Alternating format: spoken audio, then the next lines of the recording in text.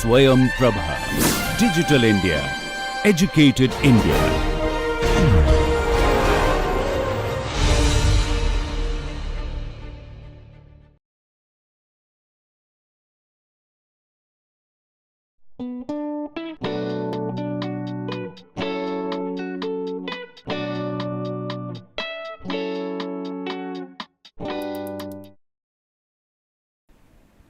So, hello everyone. With this now I enter into the second part of the urban political ecology scholarship so far as the Indian context is concerned, where I will be discussing more recent advances, the more recent trends in urban political ecology research within the Indian subcontinent so far as Indian cities are concerned. So, traversing across these different domains like many waters, and I will explain what do I mean by many waters, followed by the situated approach in political ecology, or more specifically urban political ecology, and the significance of capturing or exploring embodied impacts of differentiations so far as access or allocation to ecological resources are concerned. So, these are the different dimensions on which urban political ecologists are now paying attention to, which we will be covering in this particular lecture. So, to start with so far as this many waters is concerned. So, many waters is a particular term which I conceptualized in 2018, one of my book chapters in 2018, where I stressed the scholarship on water mainly from the environmental history and political ecology and more specifically hydrosocial perspective. And now the kind of scholarship that we see so far as UP is concerned, scholars have moved beyond networked infrastructures, networked or piped infrastructures to non-networked water resources. So, all of us know by now, even if you look into the UPE scholarship across globe, we see that there is a significant amount of literature on drinking water, right? And one of my favorite arguments that have been kind of propelled by political ecologists is that it's not only water that flows through the pipes, but it's also power which flows through pipes. So, pipes and piped infrastructure, networked infrastructure, urban political ecology of networked infrastructure is one of the major domains, significant domains which had drawn scholars' attention for almost 2.5 decades. But now scholars have also moved beyond networked infrastructure to what they call non-networked, non-networked archipelagos in that sense. So, for example, Amit Abaviskar's work on the Yamuna riverbed, it shows how the Yamuna river it had undergone transformation from a neglected non-place space to prized real estate commodity, very lucrative for both public and private corporations. So, Baviskar here kind of traces the shifting visibility of the river in the social and natural imagination of Delhi and Delhiites. So, apart from that, we also have works by Alex Fallman. So, Fallman, for example, he has worked again on the Yamuna river bed, Delhi, and he had deployed the concept called riverscape. So, this riverscape conceptualization then enabled Fallman to kind of capture the human, non-human actors, forms, forces, processes in the shaping of the Yamuna riverscape across space and time. So, then my own work on the Adi Ganga which was published in EPW in 2016, where I tried to unravel shifting development perspectives which had its impact on the river and the people inhabiting the river bank or the canal bank. So, I kind of trace the entire history of this Adi Ganga Talis Nala stretch, where I discussed that how this river was so very important, how it was a very significant artery of trade and communication during the colonial times, which I mean which through which the colonial exchequer actually could gain a lot, and then how during the post colonial period, or mainly the post independence period, this river transformed from the artery of communication to a mere nalla, that is it could only got transformed as an outlet channel, a canal kind of carrying wastewater of the city, so a conduit for Kolkata's wastewater supply or wastewater, to a pillar ridden sewer, when finally this metro railway project was implemented on the river. So, I think we will get a chance to discuss this particular topic when I will be basically discussing my book, or I mean within the larger context of the HUPE framework, which is historical urban political ecology. So, apart from this work on Adi Ganga, we have several other works where scholars had tried to shed light on composite water resource. So, where they try to understand water resources as a composite ecological resource. So, for example, Natasha Kornia's work on the ponds or pondscapes of a small city of West Bengal, Bardhaman, shows how these composite water resources. So, here ponds, they are concurrently, they are simultaneously water, public space and also land. So, Kornia, Zimmer and Veron, they have kind of brought to the fore the local power hierarchies and power constellations surrounding access to and control of this pondscape, which not only involve like the state and people, the people living in the communities or the subaltern poor in that sense, urban poor in that sense, but it also involve like multiple local agencies and institutions like neighborhood clubs and other parastatal organizations. So, this is a very interesting study in that sense, which brings to the fore everyday governance of accessing urban water bodies in Bardhaman, West Bengal. Similarly, this particular book which I edited, so I edited it from different papers which were presented in a workshop which I organized in 2015 at the Institute of Development Studies, Kolkata, on and the workshop theme was sustainable urbanization in India. So, where I basically tried to focus on this very fact that each city has its own narrative. So, let us really not think about universal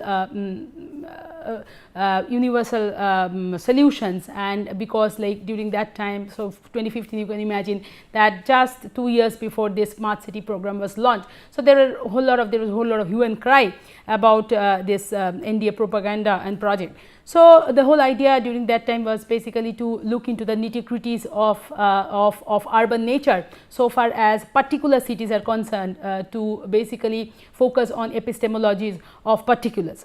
So, in this particular book also you will see there are chapters which discuss this composite water resources. So, for example, and also the relationship between these water resources and the city and the citizens and the several other actors who play an important part in the shaping of urban waters.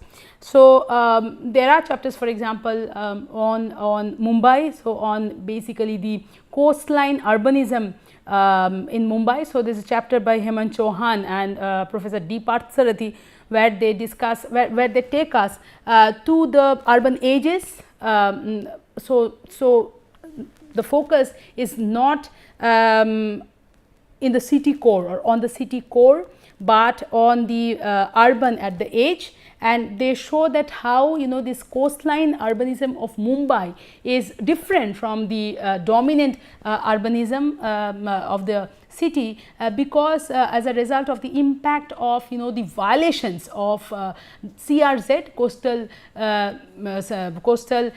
rule zone, this CRZs, how these have been violated in Mumbai as part of the larger violation of the integrated coastal regulations, integrated coastal zone regulations, rules, norms and frameworks. So, and again the impact of this violation of the coastal regulation zone rules on the traditional fishing practices and also on the coastal livelihoods, the livelihoods of fishers who are involved in these practices. So, so this chapter enable us to understand the dynamics of coastal urbanism, bringing to the fore urban at the edges, apart from and also along with dominant urbanism that is prevalent in the core city, in the MMR region, Mumbai metropolitan region. So, then there is a chapter by Neha on the waterscapes of Udaipur. This is also a very interesting chapter, because it traverses rural and urban territories, and Udaipur, we know that Udaipur is a very popular tourist destination with its sprawling lakes and beautiful palaces and havelis. So, she shows that how this water governance is very contested, and it is negotiated, and how it involves multiple actors across urban and rural territories, because for example, and it also involves like uneven geographies and unequal power relationships. So, for example, these cities draws water, drinking water by crafting an extractive regime on its rural hinterland. So, and people there they remain deprived of water sources. So, it is it kind of comprises and entails multiple governing institutions, multiple actors, multiple forms of power and power constellations that actually kind of that shape uneven water geography in the city of Udaipur. So, this is the locus of the chapter. So, then we have studies by Karen Coelho, and so for example, in this particular book called Ecologies of Urbanism in India, edited by Annie Radmacher and K. Shivaramakrishnan, there is a chapter by Karen Coelho. So, this book came out in 2013, and there is a chapter by Karen Coelho called From Frying Pan to the Floodplain. So, this is about the floodplains or the lakes and water bodies of Chennai and adjoining municipalities. So, Karen Coelho, in this particular chapter, she provides a very detailed ethnographic account on a particular incident of 2008-2009.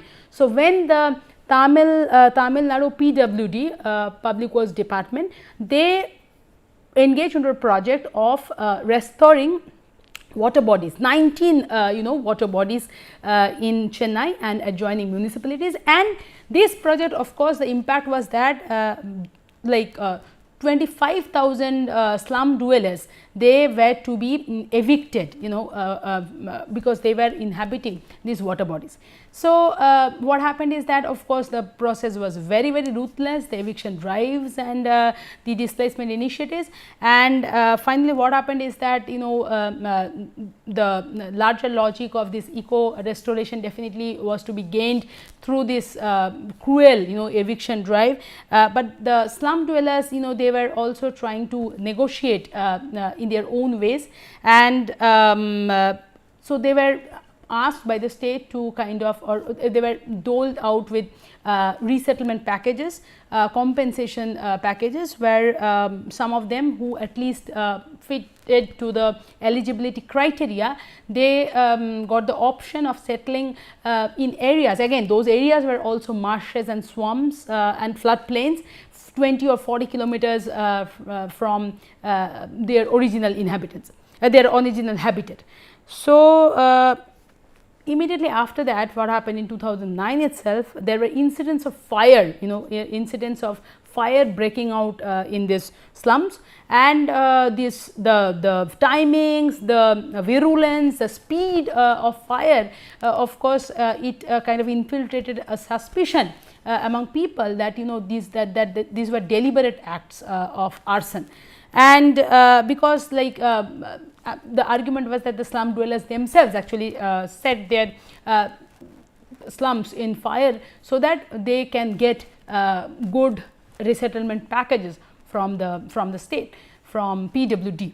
So, Karan Kohler then shows or she actually kind of unpacks the desperation and the pragmatics, you know, of these slum dwellers or the inhabitants of slums inhabiting these objectionable spaces, you know, to continuously negotiate and renegotiate their shelter options.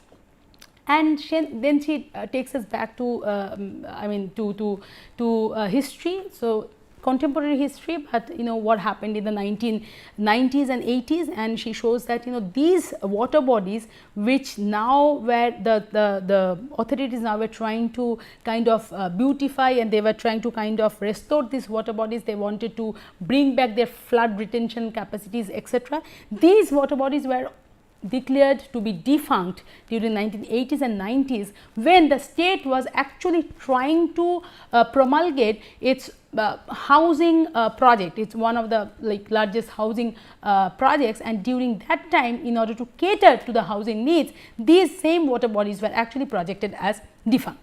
So, Karan Kohler shows that how rationalities, project rationalities, these kind of project rationalities underpinning you know this urban spatial engineering continuously shift, reverse and contradict themselves, which also manifest the ready elasticity of environmental policy making in Indian cities.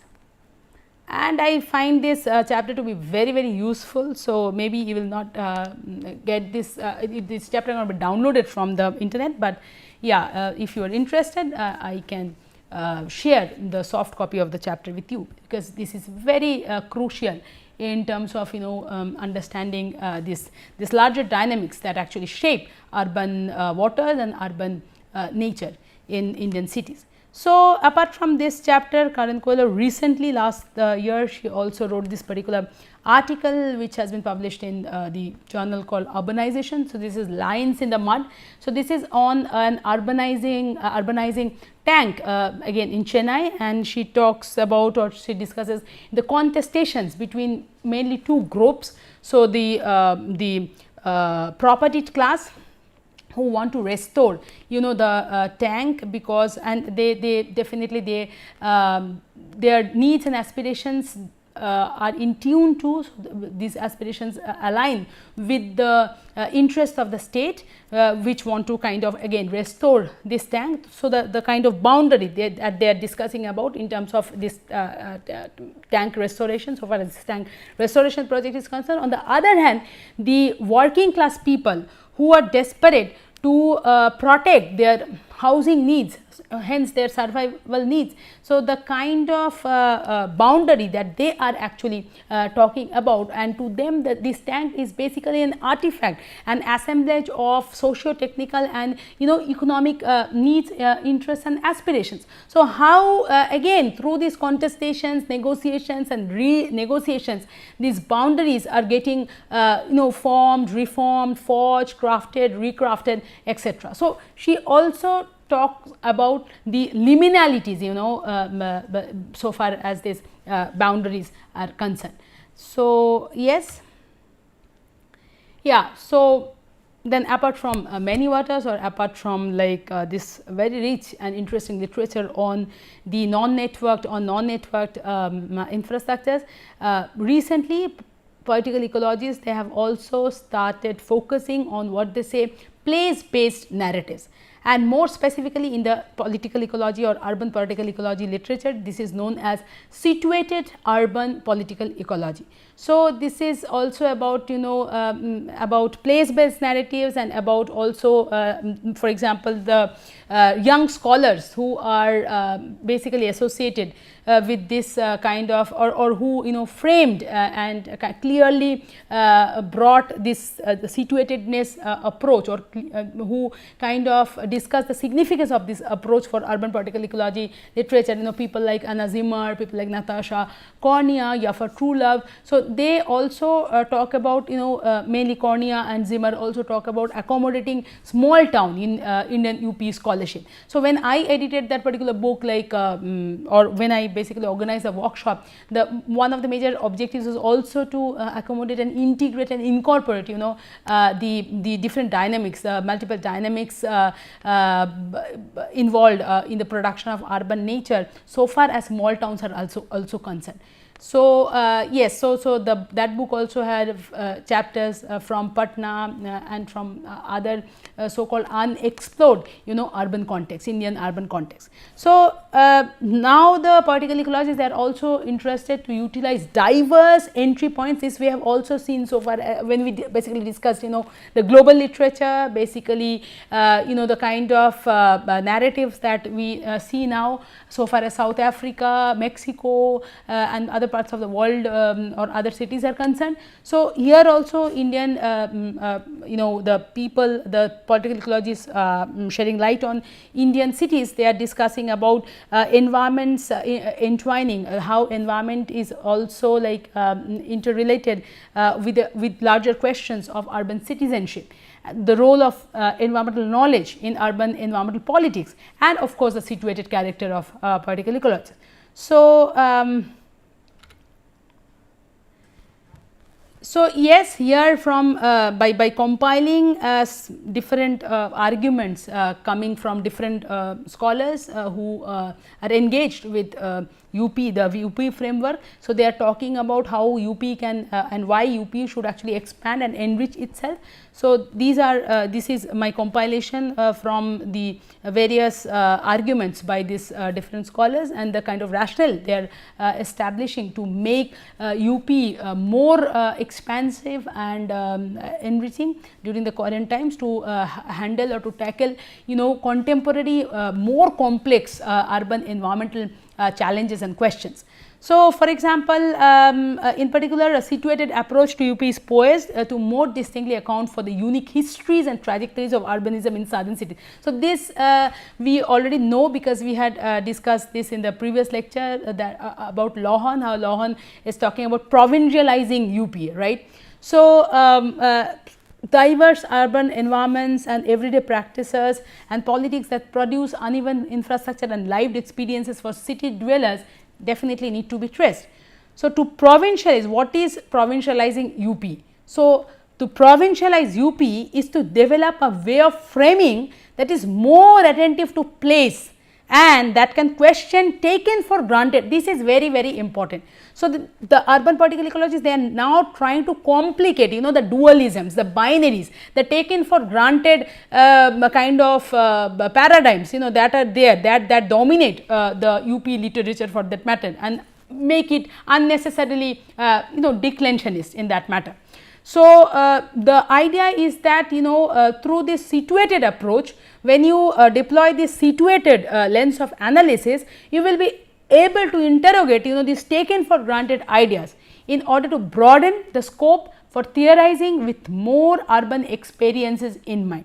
So Lohan says that we refer to the outcome of this provincialization as a situated urban political ecology, and this, I think this has kind of influenced people like Anna Zimmer, Natasha Cornea, Yafa Truelove a lot, and they had really kind of applied this particular approach in their very own case studies.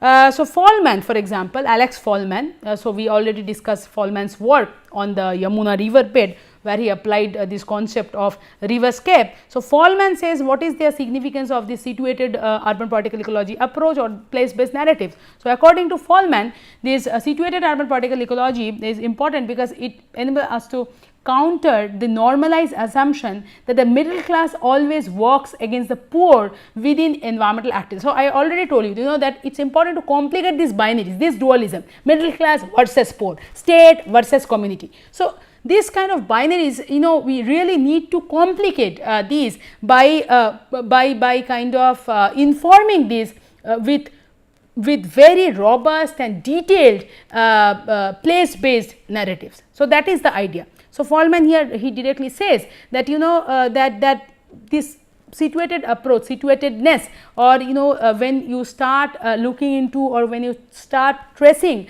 this everyday governance mechanism, everyday lived realities, everydayness that kind of shape urban environment, then you immediately you get the edge, you get the direction to kind of not accept, or to rather complicate these normalized assumptions that these dualisms exist, that the middle class always works against the poor within environmental activism, and further complicate class binaries in order to understand contemporary power dynamics in intensity. So, the local remains very important, that yes, you need to understand and you need to definitely have that larger political economic framework as the background when you are actually using the political ecological approach, but at the same time it is also very important to be extremely sensitive and aware to the local realities. So, that is what this situated approach is all about.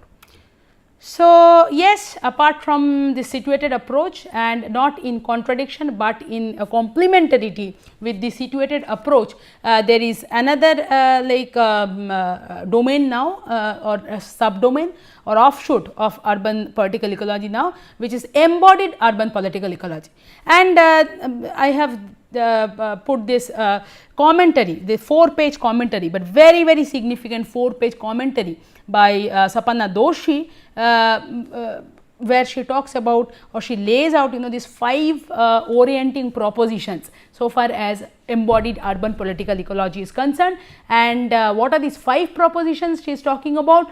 Metabolism. So, we all know about metabolism. We had discussed metabolism in detail in our previous lecture as one of the fundamental concepts in political ecology, but at the same time one needs to understand that it is not only a metaphor, it not only discusses flow, but it also it is embodied itself. So, similarly, like social reproduction and several other concepts that are in mutual exchange with each other. So, intersectionalities, articulations, all these they are actually embodied. You will be able to trace, if you will be able to really trace the embodied impacts of social differentiation to access and allocation to resources so far as the embodied political ecological urban political ecological lens is concerned. So, emotion, affect, this also have become so very significant. So, if you remember, like in our previous lecture we also talked about urban gardens, and we talked about urban schools for that matter, and alternative food movement. So, urban gardens, alternative food movement, and so these movements, for example, which has empowered, or which is actually empowering so otherwise the excluded groups, they help us to see the political ecologies of apart from control, but also care, and political ecologies of empowerment so far as these marginalized groups are concerned. And this kind of there is an embedded element of embodiment, embodied impact so far as this empowerment or this involvement and engagement to this so far as this particular flows and processes and movements are concerned. So, again, like for example, political subjectivity, issues like political subjectivity or emotion and affect, they also help us to understand that there are like these affective intensities which shape socio nature. For that matter. So, for example, political subjectivity is also is a significant proposition. Why? So far as embodied urban political ecology is concerned, because there are case studies, there are examples. For example, Sapana Doshi's own work in Mumbai's slum show that how women, some women, their aspirations, again their aspirations align with the middle class aspiration of city restoration projects, and how this slum women only, they are thinking about an upward mobility at the cost of their more marginalized fellow people from the same neighborhood, so their fellow neighbors in that sense. So this kind of understanding, these kind of propositions actually again complicate the binaries between docility on one hand and resistance on the other. So not necessarily you always resist against this urban restoration projects, but you also sometimes your affective intensities, your emotional impact, your embodiment with this urban political ecological realities enable you to react and respond, adjust, cope, adapt in multiple ways and forms. And it is important for urban political ecologists to be very careful to trace all these processes and emotions and all these subjectivities within the larger project or the larger perspective and prism of political ecology.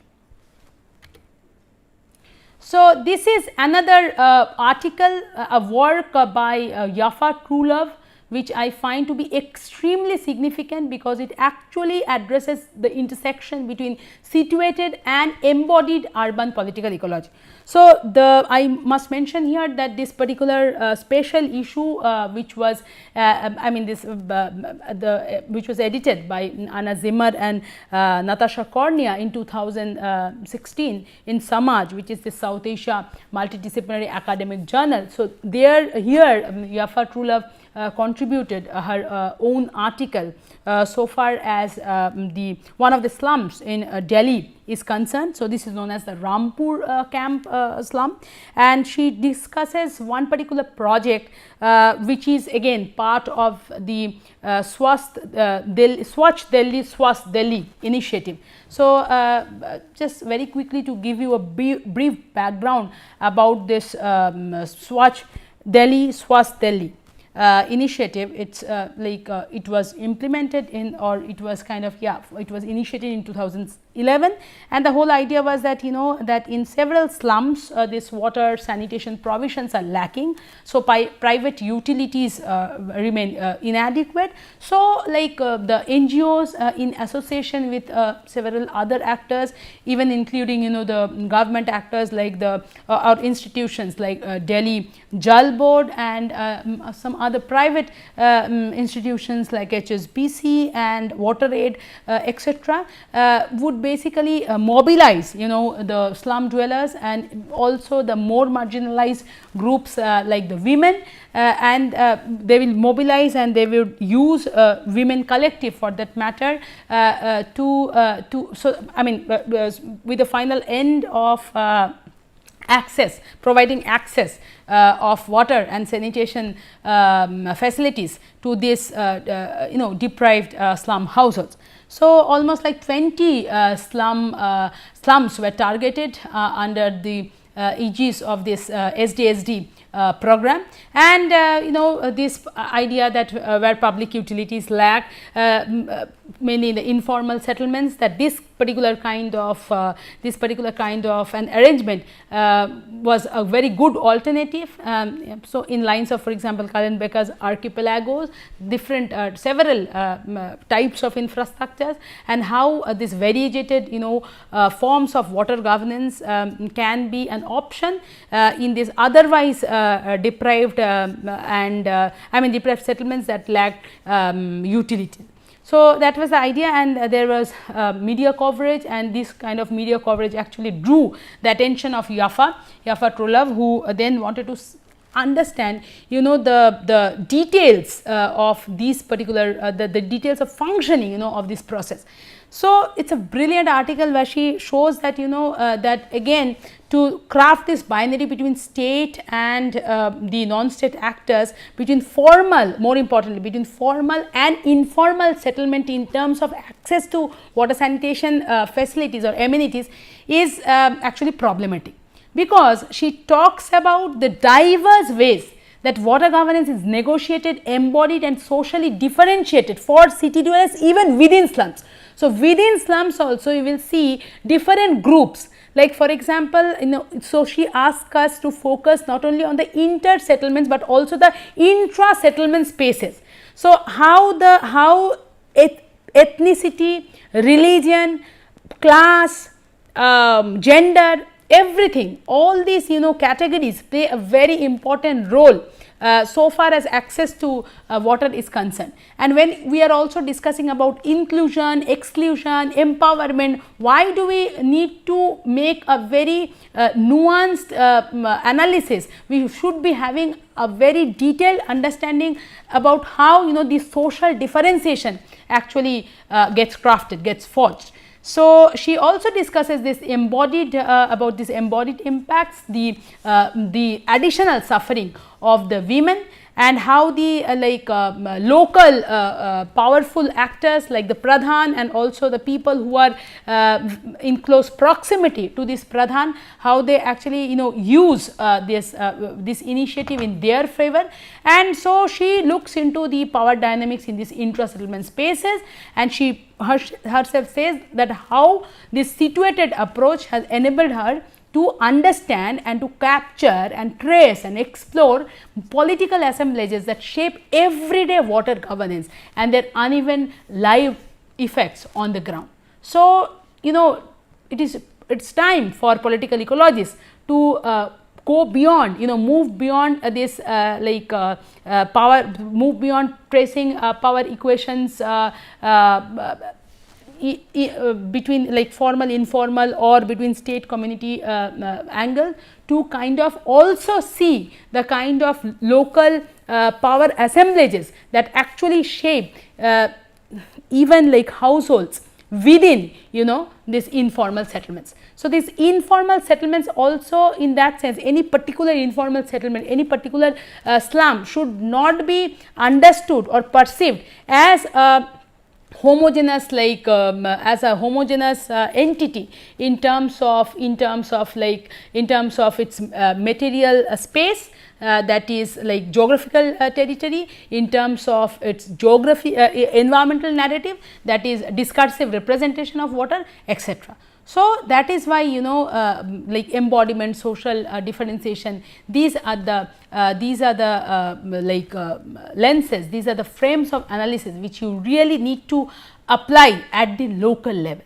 So, she talks about like gendered embodied inequalities and exclusions related to the transformation of control, rhythm and timing of water. It is very interesting. Please go through, I will encourage you, this is available online. So, if I will definitely encourage you to go through this article, because she shows that how initially some of the Hindu households and Hindu women, though they felt empowered because they were mobilized, their women collective was mobilized by this NGO called I think the name of the NGO is I am forgetting, I think it is Fluidscape or something like that. So, how this NGO kind of initially mobilized this women collective, and how initially the Hindu women, for example, they felt empowered, but later what happened, how from empowerment then there was a shift towards exclusion, right, and how control on water, rhythms of water, timings relating to the flow of water, water regulation could actually determine this shift or the transformation from empowerment to exclusion. So, these nitty-gritties, why and how this it is important to capture these nitty-gritties in particular localities, for that matter any particular slum.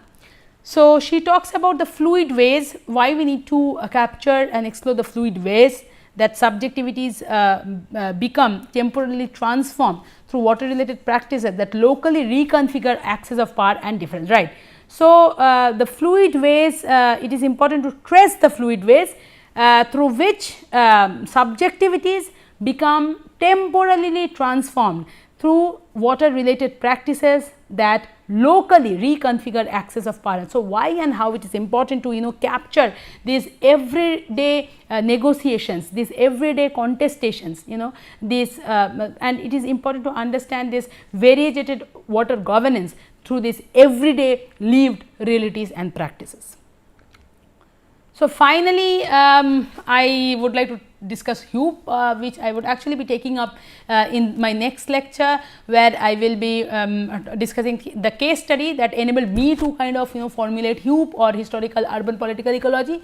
So, historical urban political ecology, it is about like cross fertilizing and combining archival research with oral field work or ethnography, to provide a more detailed understanding of the various elements, parameters, frameworks, or more importantly like forms and components that actually mediate the co-production of urban nature. So, like for example, and this is not new, because people like often political ecologists like often, and like the older or oldest rather political ecologists like Blake and Brookfield, then Michael Watts, they actually they talked about that why an over reliance on archival sources can lead to a distorted optic, and that is why it is important to complement this historical narrative with oral fieldwork. On the other hand, people like Dan Davis for example, they talk about the significance of the historical the historical component in political ecology, and say that it is history that actually guard political ecology against our political analysis. So, what I have done is that I have cross fertilized this environmental history with political ecology and formulated HUPE, historical urban political ecology, and then applied it for my case study on Kolkata, and then when I will discuss the case study, you will be able to understand that if I would have written the story from the environmental historical from the environmental history perspective, what kind of findings I would have generated. Similarly, if I would have applied political ecology only just through ethnography, but not mainly if I would not have consulted archival research, but only discussed contemporary urban environmental realities so far as Kolkata is concerned, what kind of realities I would have generated. And now, when I have combined these two methodologies or these two frameworks rather together, environmental history and political ecology, cross fertilize them, even sometimes kind of triangulated the one against the other. So, what kind of findings I have been able to generate, and these findings that have been generated through the application of HUPE, historical urban political ecology, how to an extent it kind of set the work apart from the other conventional narratives that actually that are there so far as Kolkata's ecological story is concerned. So, this is something which we will learn in the next lecture. So, yes, go through some of these references, are plenty here, and yes, in this lecture I had discussed these recent trends in urban political ecology scholarship, from network to how like political ecologists have like kind of enriched UP literature with also accommodating and incorporating works or incorporating non-networked ecological infrastructures, mainly composite water resources which are simultaneously water, land and public space. So, how like the political ecologists now increasingly find it significant, and how they are motivated to make class and capital accumulation talk to, converse with gender, ethnicity, religion, etc. And we had discussed this the SWEEP framework, situated urban political ecology. We had discussed embodied urban political ecology, and we had discussed like why this in-depth probing into unplumbed intersectionalities so very important, to really make urban political ecology more poised and sophisticated and inclusive for that matter. And yes, as political ecology is becoming more and more inclusive, mainly so far as this urban domain is concerned, and we know now that urban is not restricted to urban itself. So, we are in this way gradually kind of we are making a move towards a more solidarity centric approach. Thank you.